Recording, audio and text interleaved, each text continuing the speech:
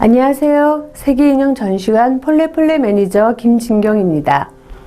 바롱 타갈로그는 필리핀의 남성 정장입니다. 속이 훤히 비치는 이른바 시스루의 화려한 의상으로 이 옷에는 스페인 식민 지배 당시의 문화적 영향이 담겨 있습니다.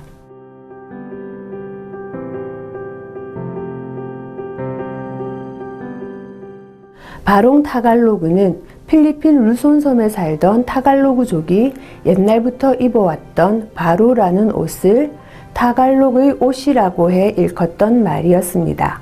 바로 역시 바롱 타갈로그처럼 가슴 부분이 트여 있는 셔츠 형식의 윗옷이었고 바지 바깥으로 내어 입었습니다.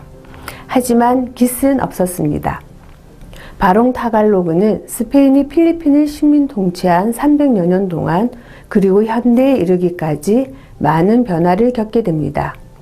얇고 투명하며 바지 바깥으로 내어 입는 고유의 차림을 고온 다습한 아열대성 기후와 관련짓기도 하지만 식민 통치의 유산으로 해석하는 시각도 있습니다. 스페인 정부는 필리핀 원주민 남성들이 옷을 입을 때 셔츠, 즉 바로를 바지 안으로 집어넣지 못하게 했습니다.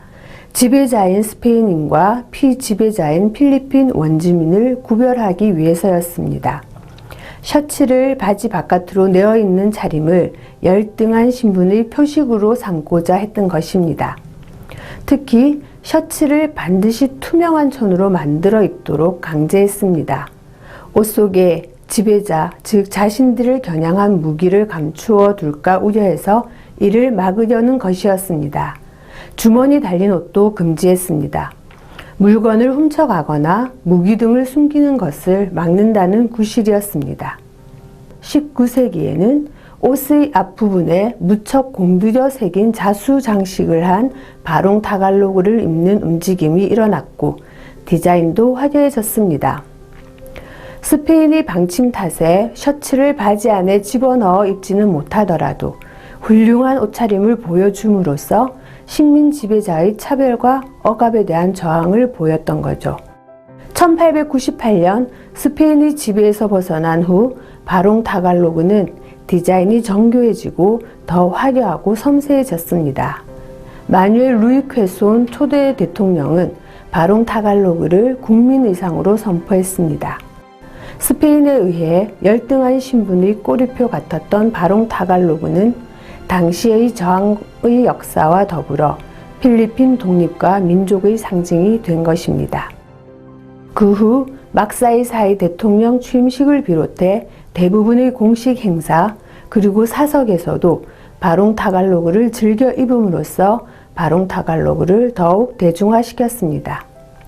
1975년 페르디난드 마르코스 대통령 역시 바롱 타갈로그를 국민 의상으로 강조하고 매년 6월 5일부터 일주일을 바롱 타갈로그 주로 제정했습니다.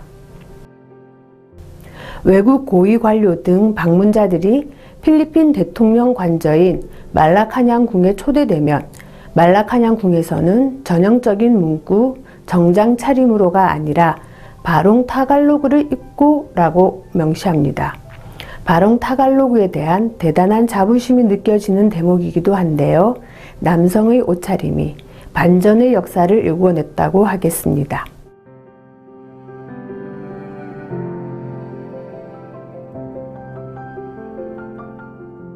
오래전 필리핀 원주민 여성들은 하의는 스커트 형식을 덧대어 입고 상체는 노출한 상태였습니다. 식민 초기 시절 비로소 상의를 입기 시작하였고 이러한 여성 의상은 유럽의 영향을 받아 여러 층으로 겹쳐 입는 방식으로 변했습니다. 이를 필리핀 여성의 대표적인 전통 의상 바로사야라고 합니다. 마리아 클라라는 바로사야가 약간 변형된 의상입니다.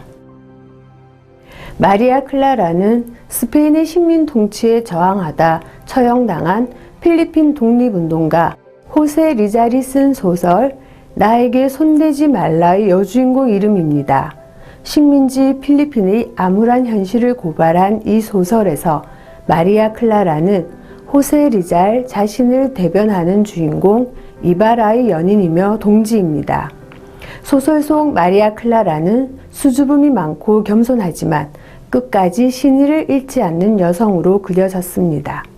소설이 발표된 이후 마리아 클라라는 필리핀인들에게 마치 실존했던 인물처럼 이상적인 여성상으로 받아들여졌습니다. 식민지 시절부터 싹트기 시작한 민족의식 그리고 이상적인 여성상에 대한 동경이 필리핀 여성의 대표적인 정장 마리아 클라라를 낳은 것이죠.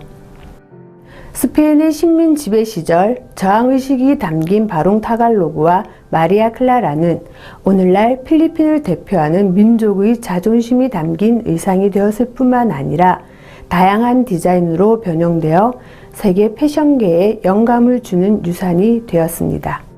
감사합니다.